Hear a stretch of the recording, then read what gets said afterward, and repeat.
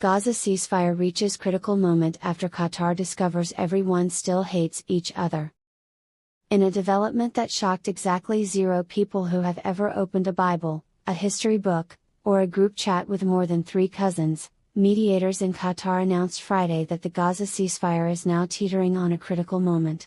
Translation: the same people who have been trying to murder each other since approximately the Bronze Age are still trying to murder each other, only now they're doing it with extra paperwork, strongly worded memos, and President Trump's 20-point plan that reads like a Mar-a-Lago napkin sketch. Qatari Prime Minister Sheikh Mohammed bin Abdulrahman Al Thani, wearing the exhausted face of a substitute teacher trying to separate 2 kindergarteners fighting over the same glue stick, confirmed that Phase 1 of the ceasefire technically ended when Hamas handed over the remains of 1 Israeli hostage, because nothing screams we come in peace like returning a body bag of bones with a bow on it, preferably tied by an International Stabilization Force, ISF, that nobody can agree on who's leading. Israeli negotiators immediately responded by bombing 3 bakeries and a falafel stand that looked suspicious, while citing the yellow line as their new favorite excuse for target practice. Hamas countered by firing rockets that mostly landed in the Mediterranean, terrifying several schools of fish and 1 confused dolphin who now identifies as a pacifist. The Palestinian Health Ministry tallied over 350 dead since the truce kicked off, but hey, at least it's down from the daily doubleheaders. A visibly tired Sheikh Mohammed told reporters at the Doha Forum, "Look, we got them to stop shooting for almost 6 whole hours last Tuesday. That's basically the Middle East equivalent of a unicorn riding a rainbow while handing out free hummus.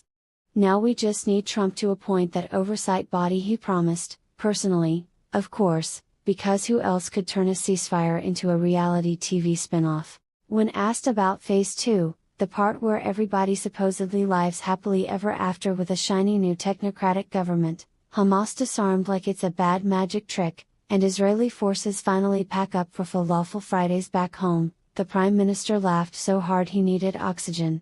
Phase 2 is when we all pretend the hatred is over, take a nice group photo with the UN flag, and then go right back to business as usual, he wheezed. It's like a toxic relationship that keeps posting couple selfies on Instagram. Everyone knows it's fake, but the likes, and the airstrikes, keep rolling in. Turkey wants to send troops for the ISF, Israel says niet, and we've got 591 violations since October. Pass the dates. Inside the negotiating room, sources say the mood is somewhere between a Jerry Springer episode and a funeral nobody wanted to attend. One Hamas delegate reportedly brought a PowerPoint titled "Why We Deserve Everything Forever," and also the river to the sea, while the Israeli side countered with a 47-minute video montage of every rocket ever fired set to Hans Zimmer music, complete with footnotes on why Gaza's 42% of land is suddenly the new generous offer. UN observers, sipping room temperature bottled water and wondering why they didn't go into dentistry, issued a statement calling the situation deeply concerning, which is UN speak for "we're all going to die of old age before this gets solved." Also, can someone fix the projector? Turkish Foreign Minister Hakan Fidan piled on, insisting Gaza needs a Palestinian police force first, before Hamas gives up its toys. Governance before guns, he said. Or as Trump calls it, art of the deal, Gaza edition. Meanwhile, in Gaza, residents celebrated the ceasefire the traditional way, by immediately accusing each other of violating the ceasefire.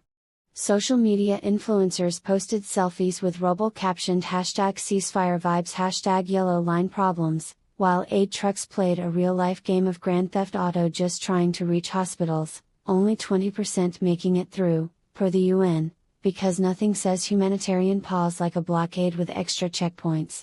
President Trump, speaking from the Oval Office while signing executive orders on everything from tariffs to vaccine halts, praised the tremendous progress in his plan. "I fixed it, beautiful deal, the best. Qatar's doing great, but if they don't wrap Phase 2 by Christmas, I'll send Vance with the ISF. Big league." When an aide whispered that Biden's ghost isn't haunting the White House anymore, Trump just grinned, "Joe who?"